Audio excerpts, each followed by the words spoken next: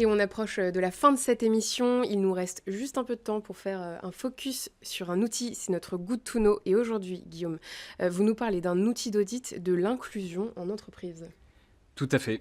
On a créé un outil avec Singa pour mesurer en fait dans les entreprises à quel point elles sont inclusives depuis le recrutement jusqu'aux pratiques qu'elles peuvent avoir en interne, jusqu'à la fabrication de produits, de services. Est-ce qu'ils sont dédiés à des publics particuliers? Est-ce qu'ils sont accessibles?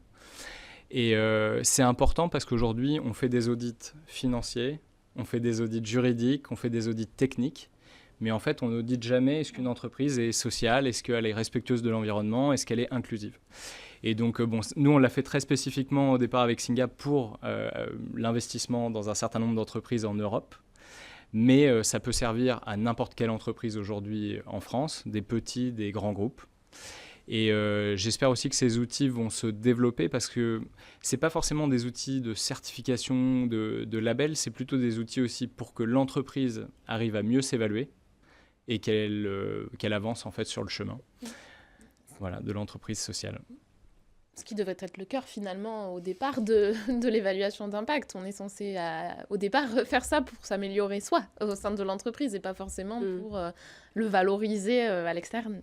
C'est marrant parce que dans le cadre d'un programme qu'on a mené avec les jeunesses pour réfléchir à qu'est-ce que c'est que réussir ensemble au XXIe siècle, une des mesures qui est ressortie, donc ça va un peu dans ce que tu disais Guillaume, c'était de créer un Sociéto-score, un peu à l'image du Nutri-Score, mais pour mesurer justement la manière dont une entreprise se mettait au diapason de tous ces critères. Donc, et c'est des jeunes de 16 à 24 ans qui ont décidé de monter ça et ça les aidait potentiellement à décider d'aller travailler dans telle ou telle entreprise en fonction de son A, B, C, de son petit score, Sociéto-Score. On a un index égalité qui pourrait peut-être être extrapolé ou en tout cas transformé dans cette perspective d'inclusion aussi.